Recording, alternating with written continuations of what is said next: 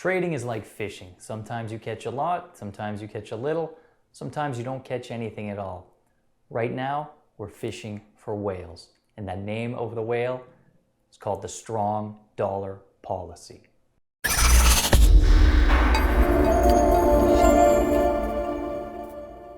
We're on the cusp of the biggest change in US currency policy in a generation, and no one's talking about it. First, a quick history lesson. The US strong dollar policy isn't really a policy.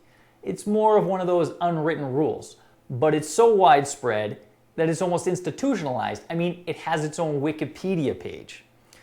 The idea of the strong dollar policy is that the global financial system and the United States need a strong dollar in order to prosper. It adds some stability to the global system and stability to financial markets. In fact, you could say the strong dollar policy has been the cornerstone of globalization. The downside of the strong dollar, as everyone knows, is that it makes the US a little bit less competitive in labor-intensive jobs like manufacturing.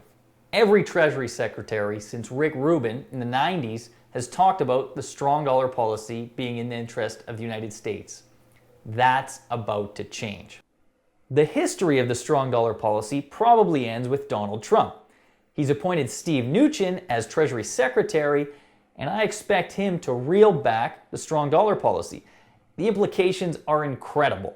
We're talking about a generational trade, thousands of pips in the US dollar. I don't know if it's going to be gradual or right away. It all depends on how the policy change is implemented. The way I see it, Trump has three choices. The least disruptive choice would be for Trump to simply stop talking about a strong dollar policy and let it happen behind the scenes. The problem with that is that Trump isn't very good at not talking. The second option is that Trump goes nuclear. And by that, I mean that he announces that the US is now seeking a weak dollar policy. The headline trade would be incredible. Even if the market moved 500 pips on the headline, it wouldn't be enough. I just don't think the market could grasp it. I think the market would be in denial. The third option, and Trump's already sort of done this, is to attack others who he thinks have weak currencies. He's mentioned Germany, China, and Japan so far. The idea is to attack other currencies, thereby boosting them, and in relation the US dollar falls. It has mostly the same effect, but overall, it's not quite as impactful as announcing a weak dollar policy. However, it could still create quite a bit of volatility, especially if the Treasury were to deem one of those places a currency manipulator. Overall, I think the market is hugely underestimating the chance of a US weak dollar policy. First of all, I don't think people understand how he's going to do it, but it would be so easy. Perhaps the number one thing that Trump could do is appoint a dovish Federal Reserve leader. Janet Yellen's term ends in a year, and Trump can replace her with pretty much whoever he wants. Now, there are some checks and balances at the Fed, but if Donald Trump wanted a weak dollar, nobody could help him out more than the Fed. Bottom line, I think this is going to happen. Weakening the currency accomplishes every single one of Donald Trump's policy goals. Sure, it might be higher inflation, but that also means higher wages.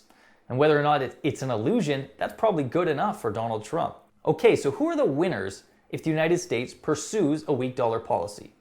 Number one, I think it's commodity currencies. Central banks in Australia, Canada, New Zealand aren't really in the currency war. Yes, they're doing a bit of jawboning, but they don't have the ammunition in terms of quantitative easing to keep up. Second, and I think the big winner by far, is gold. Gold has a lot of room to run. If Trump announces a weak dollar policy, he's pretty much declaring open currency warfare. If we get any actions at all, even strong words, gold could rally easy 20% from here.